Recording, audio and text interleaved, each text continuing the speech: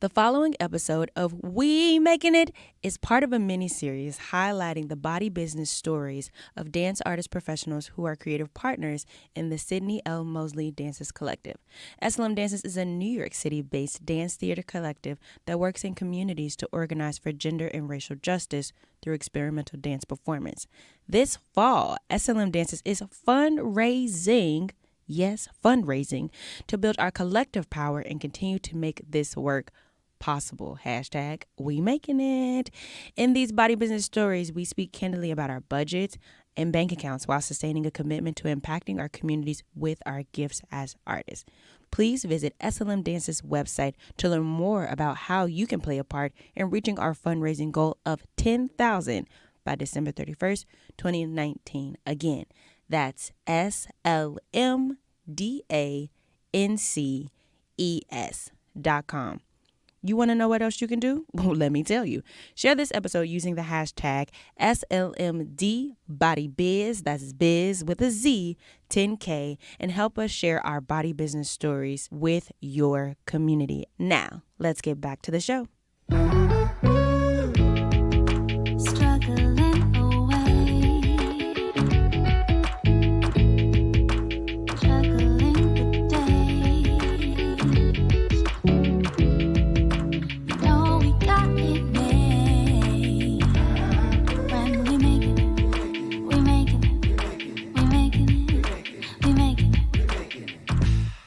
And welcome back to another episode of We Making It. Ooh, this is a weekly conversation with New York-based artists around what they are making and how they are maintaining adequate water levels in the process. Let's get right into it. So what am I reading? I'm still working on Sula, y'all. And so Sula is where I'll be. And what happened last night? This full moon is kicking my ass. So last night I was in the midst of processing that said full moon. We are continuing our 8-part money series with SLM Dances, and here I have special guest. Can you introduce yourself? Hello everyone, my name is Bianca Paige Smith. Bianca's in the building. Funny story, Bianca and I actually met before SLM. Her and Emily, shout out to my girlfriend Emily, did a crazy, okay, now I gotta go into it. These two white people, Bianca's Latinx, but these two people had me out in the middle of the night at House of Yes on the night of sin. Honey, now I do not think I'm a prude, but I thought I was that night. We saw all kinds of things. I was not ready. Y'all know we didn't leave the club till like 4:30, and that was early. We were supposed to be there till 5. But, you know, Bianca's great. So, and our friendship has maintained since then. She's a Scorpio. You know, I have a real thing for Scorpios. So, that is how we met. So, Bianca, usually I ask my artists, what are they making? But for the money series, I've been starting with, how are you making all of these things happen? Okay, how am I making all these things happen? This year, I'm trying something new. So this year is different because the first thing that I am doing is focusing on my beliefs about money. Hey, can you, explain that a little bit? So it started last year, but I'm finally starting to see an actual change in my life because of it. So when I moved home, I lived in Ireland for 5 years before moving back to this area of the world in 2018. So when I moved home, I was very afraid to come back, like so afraid, and I couldn't figure out why. I mean, I knew it was going to be a huge change coming back to family and friends and all this. But the biggest thing that I think I was afraid of, and I know now in retrospect, is being a starving artist. And I just couldn't see any way of being back in this part of the world and thriving as an artist. It was like, for me, this is the birthplace of that stereotype. That was my personal experience. And I had to combat that. So I started realizing, okay, I do not have to believe that. That is a story that I took on readily, and now I would like to relieve myself of that And so it's been a slow process, but I've been really working on from the inside out, developing a healthy relationship with money, a positive relationship with abundance, beliefs in money that make me feel good, focusing on what I want to come into my life as opposed to what I do not want. And that has changed things. And so this year, my economic status as well as my job situation is different because of that. Can you let the people know where you were coming back from? Yes, I was living in Ireland, and I lived there from 2014 till the end of 2018. Yeah, and can you talk a little bit about what your relationship was with money was there? Because I think that's important for people to see that by changing setting, your relationship to money can change quite drastically. Right. So what I actually think it was is that I've always had that mentality of the starving artist. But in Ireland, in my personal experience anyway, I did not need as much money to live and to live a good life. It's a few things, to be honest with you, because it was that. And so I was making like probably less than half of what I'm making now and living independently, you know, having money to do the things that I need to do and some of the things that I wanted to do. And, you know, just the life was different.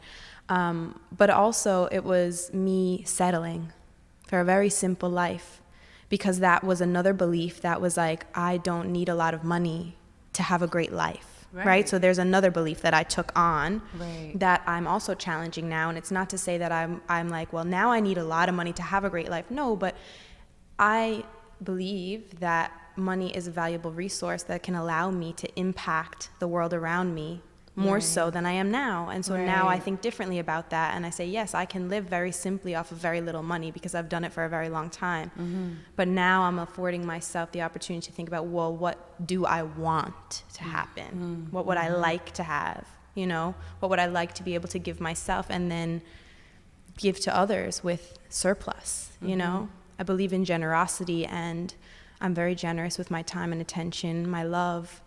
But I would just love to be able to be generous with my money as well. Sure. You know? Sure. So let's get down to some nuts and bolts. So we got the like belief system. Okay, so that's working from the inside. Now from the outside,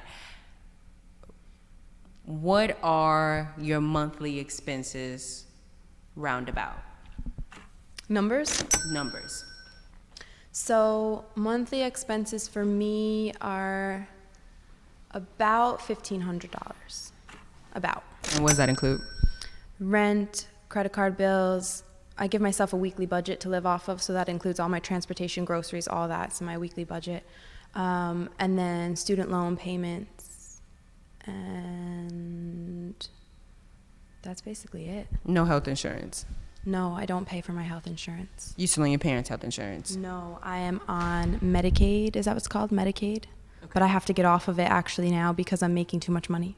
Okay, cool. Yeah. So it sounds like you need $1,500, like you have $1,500 in expenses. So then what are you tangibly making per month to swing all that? So right now, like I said, it's very different situation, because last year I had around about the same expenses, but I was making just enough to scrape by. And this year I have a goal on top of that of saving $1,000 a month. Okay. Because I basically said to myself, like, I need a nest egg. I need, security, and I don't have that right now. And so on top of it, then technically my expenses would be $2,500. Okay. Figure in that.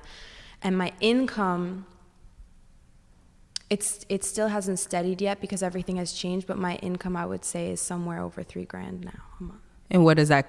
How is that $3,000 made? Right. So the first thing that I did to afford myself that situation is to get what they call a day job, right? So I babysit 2 days a week. Something that I was not interested in doing for a long time, just out of stubbornness. I was like, no, I'm not doing that. I'm an artist, and I'm only going to do art-related things, right? Yes, we all been there. Right? So, but then this opportunity came out, and it just so happened to work perfectly with SLM. It's on the days where we're not here in rehearsals. So I was like, you know what? This is for me. And so that is a steady paycheck that I get every week. And at the end of the month, it adds up to be about half of what I need. So you make $1,500 a month just with babies? $1,600 a month. $1,600 from babysitting. Right. So that is so solid for me, because once I get that money at the end of the week, a part of it goes towards rent, a part of it goes towards my next week's weekly budget, and then the other part goes into my savings account. Sure. So it's like a system that I worked for the past 2 years to set up, right? So now I get to actually see it happening. Right. So then a part of my income obviously comes from SLM. So we get paid for rehearsals, and that's a part of it. And then I teach yoga. So we got 1,600 SLM, just about in terms of a month. What does that look like in terms of numbers? It's hard to know because I'm still waiting to see about teaching yoga as a part of rehearsals, what the compensation is for that. Okay. But it's, with the bare minimum, I suppose, of what we get in rehearsals, I think it's about 200 a month. Okay, so you're at 16 plus 2 is 1,800. You still got, 11 more hundred to make. And you make that from yoga. I make like, I would say 75% of that from teaching yoga. Okay. And then the rest of it is literally just like, I don't know, connecting with the universe. Things come up. Like what? Because I definitely want listeners to be like, I don't want listeners to be like, so maybe I just need to open my eyes and look up at the sky and $1 gonna fall out. Right. Well, I know it seems crazy, but no, and I don't think it seems crazy. I just want I want us to be as clear as we can about where things are coming from. So I would say like it would just be opportunities like a random extra night of babysitting or an extra performance. Okay. Or, so-and-so asks me to bake a cake for them. Like just whatever kind of skills I also have. But then so I just want to clarify one more time. So babysitting is 1,600. Right. And then SLM is 200. Right. 16 plus 2 is going to be 18. Right. Teaching yoga is about 800 a month. So you're looking at 1,800 plus another 8 is 2,600. Right. And you're making an extra $400 consistently just by hustling up on these extra side jobs? Or that, and also, well, I should say this as well, I'm going to be doing the marketing for SLM, so that hasn't come in yet. Right. So I don't know what that's going to be yet. But so it's just like kind of balls popping around, and like for me, I can't necessarily say that extra 400, 600 is going to come in every month from those things. But okay, and that's what I was trying to get a better understanding of. But that's why there's the cushion. So it's a savings goal for me to save 1,000. But I will give and take where I need to, obviously, to make expenses, and then after that, everything else goes in. But I think because I'm so firm about that, and you know me, Katie, I'm quite a spiritual person, so I believe in my relationship with the universe and with energy. I think because I'm so firmly planted, my feet in the ground, like I am saving $1,000 a month, that it's happening. So that's why I'm kind of saying to you is like I have become, and I'm continuing to be very clear about what I would like to see, and very willing and open to participate in that. Right. So it isn't like, oh my God, please universe, give me some money, and then money falls from the sky. No, but it's like, okay, universe, I'm saying, out loud, I'm speaking to people about it. I'm saying, this is the kind of money I would like to be making. This is my savings goal. This is what I'm interested in having in my life. And then I do the inner work to say, okay, let me make sure that I'm paying attention to people who I might meet who might have an opportunity, or to ways where I can extend myself generously, and then something might come back around. Just little things like that, which last year I didn't have the opportunity or the privilege. I think it is a privilege to be able to think about time in that way. Right. To do that. And so this year I'm just really grateful. And I swear to you, so much of it is just the first step of saying, you know what, I deserve to feel good about having money in my life. And I deserve to see it as a resource that can help me as much as having my time, having my skill, having my health can also help me. Yeah. But that does agree. That is, I think this is a great segue too. How do you identify as a person outside of spirituality, because you have named that you are a very spiritual person? What are some identities that you hold that have made you feel like it's given you the access to this position you have or this relationship you have with money? That is a really interesting question. So the first thing that comes into mind is my limiting beliefs about money, and I feel that one of the identities that really holds me back is identifying as a woman and identifying as an artist. Those two have consistently put me feeling like there's a certain income level that I'm going to get to, And the ceiling is specific, I think, for everybody. So my ceiling was about maybe $2,000. I would get to this where I would have $2,000 about between my different accounts, and then something would happen and I would have to spend like a massive amount of it, and then it's gone. I would work back up to that, and I'd be like, oh my God, I have almost $2,000 saved, everything's getting paid for, and then something else would happen.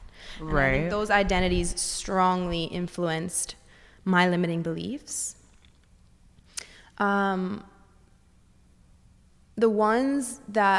Things that I identify with now that maybe are allowing me to have taken advantage of shifting that, I don't know, I kind of feel like it's the same. Being a woman and being an artist definitely are two. And also, like, it's hard to say in terms of my identity, like, I identify as Latina, but I am also white. I grew up, you know, in a white neighborhood with a lot of people around me who didn't even have to question where things were coming from in their life and all of that. So I think a lot of that is kind of just wrapped into my body story, and it's because I can't change those things. I think that they can either be the thing that holds me back or they can be the thing that sets me free. So I kind of think it's both. Does that make sense? Okay. So, okay. So then my next question would be like, then what, are there any tangible barriers that have prevented you from reaching certain financial goals? Tangible.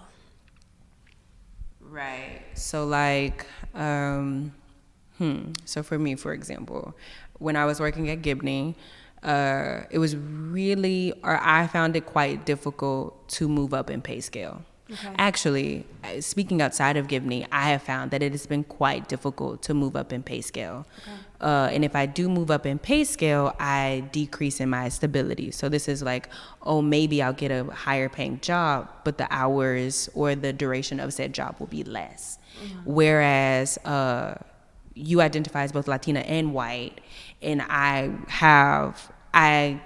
don't know if that's your experience, but that is a tangible barrier that I can think of and say, like, I have just not found a job that was either A, super flexible, or B, made enough so that it didn't need to be flexible. Like, it's always been a negotiation of how much I am making versus what's available, and it always has seemed like, for whatever reason, I haven't been able to access just either A, more money, or like more flexibility to make more money. Right.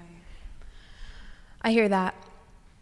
Off the top of my head, I cannot think of something like that, but I also think it's because I can't remember the last time that I have worked in a traditional setting where where you're even on W-2. I mean, I've been working 1099 probably since I've been living in Ireland. So because of that, I've tended to be in jobs where I think that I'm able to negotiate hours and pay rates and stuff like that more easily.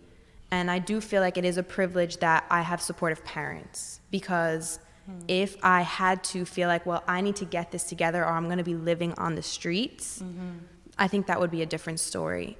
And I know that in the past they haven't always been patient with me, because I think there have been times where they've been like, can you just get back out and just like move out and not come back home? And I'm not speaking for them, because maybe they never thought that, but the feelings for me was like, maybe I should just stop doing this. But that was also putting a lot of pressure on myself, making me feel like I had to make it in this city or I was not making it. Right. So, but yes, I think that I've always been like, I need to work for myself.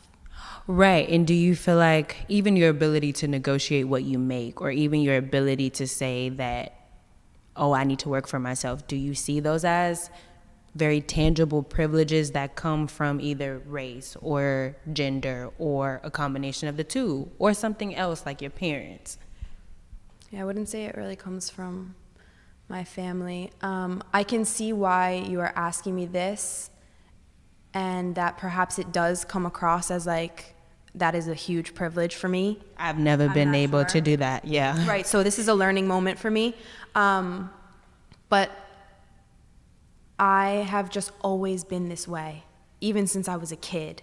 And I don't know if that's because of the way I was raised or the fact that I was born white into a Latina, half white family. Right. I've never questioned myself in that way. So this is like a major learning moment for me to just think, okay, you know, obviously everything about who I am and how I was raised is a part of who I am now, right? Right. So yes, right? So yes, there is a part of that affords me the opportunity to be who I am. But I do just think, like, when I think about what comes into my mind first, it's just, I cannot remember a time where I felt any other way. And that's not to say that I haven't reached my own struggle points, but I've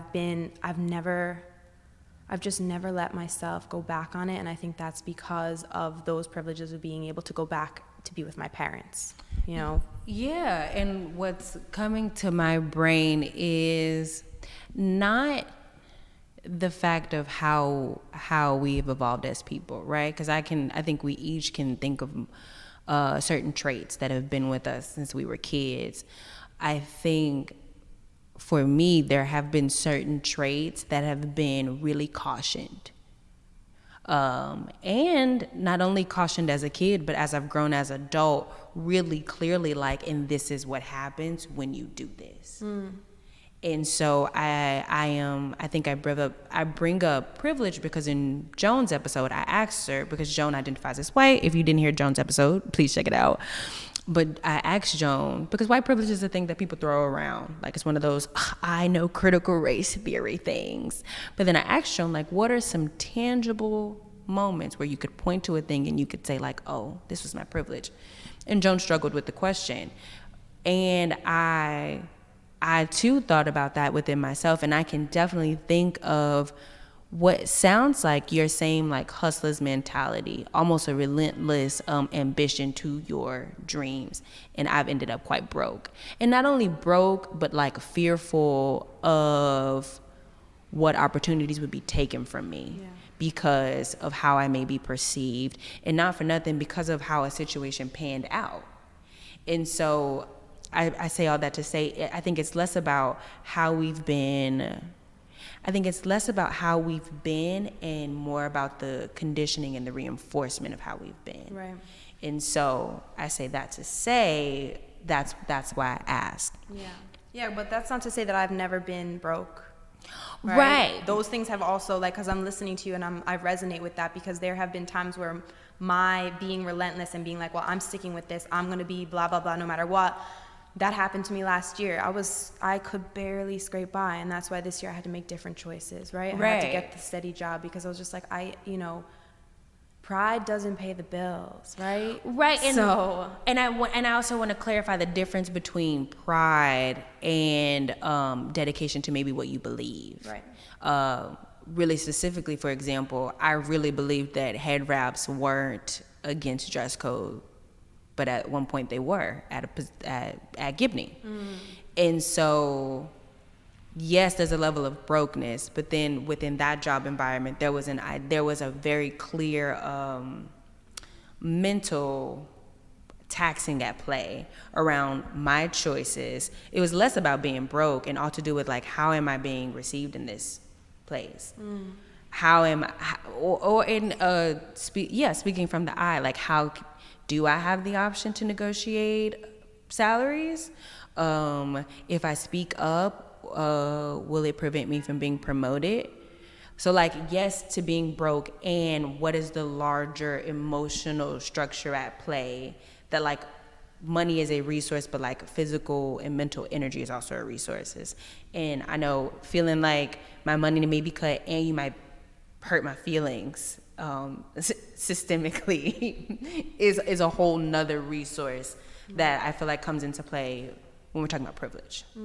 And so, yeah, I just want to offer that. However, you did bring up a good point about being broke, and you talked about your parents, but I want to, like, play the last question that we've been doing with everybody. So here is the scenario. Okay, so for you, we're going to take away babysitting.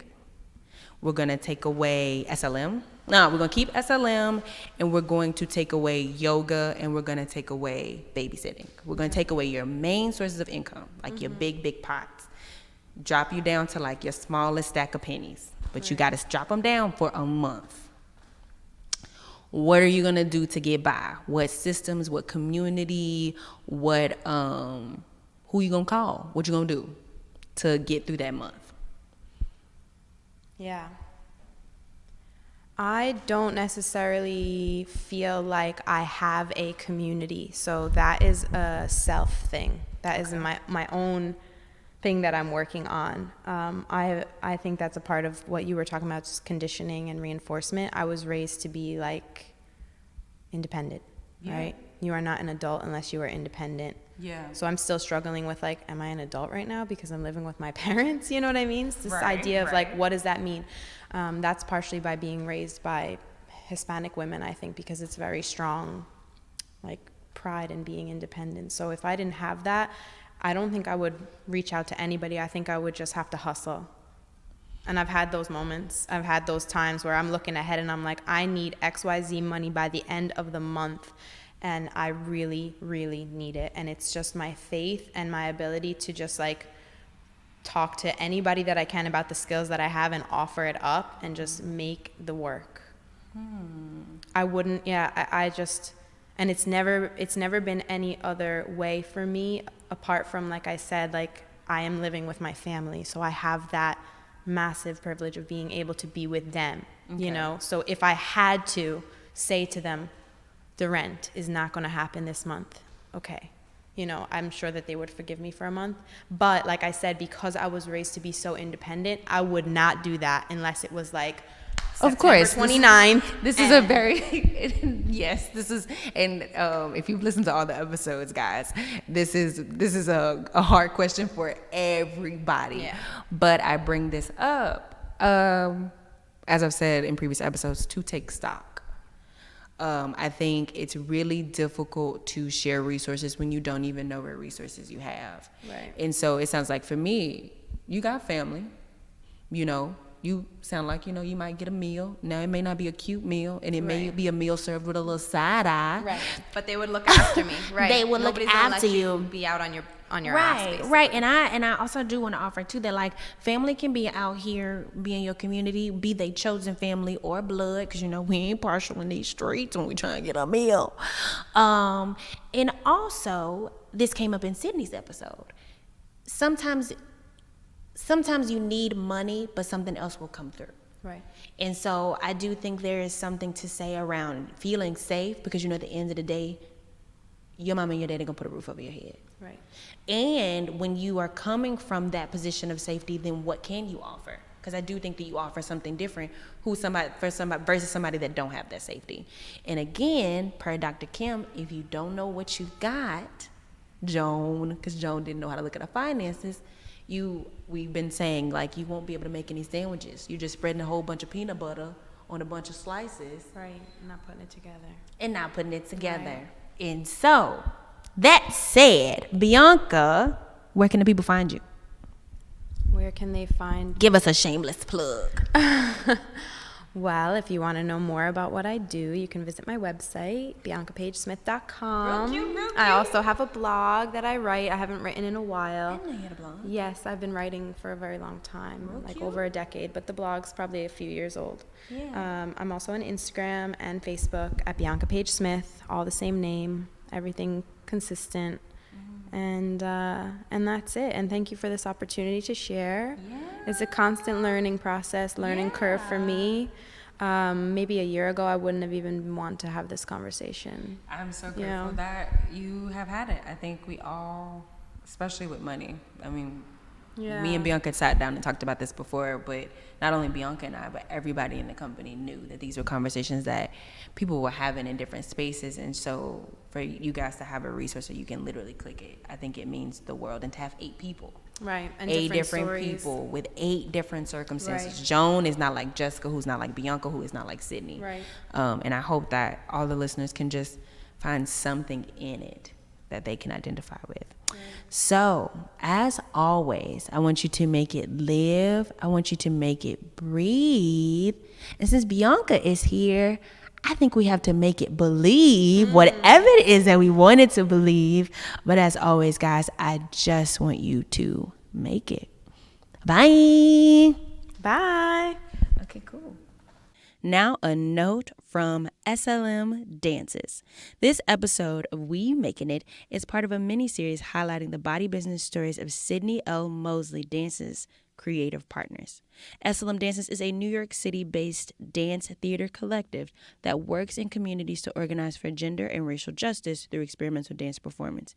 In sharing their stories with you, SLM hopes to make plain their needs as dance artists and inspire you and all SLM Dances community members to think and act from a place of abundance, empathy, and urgency. SLM Dances is fundraising to build our power as a collective. Our goal is 10,000 by December 31st, 2019. Please visit SLM Dances website at slmdances.com. That's SLMDANCES.com to join SLM Dances community and become a donor.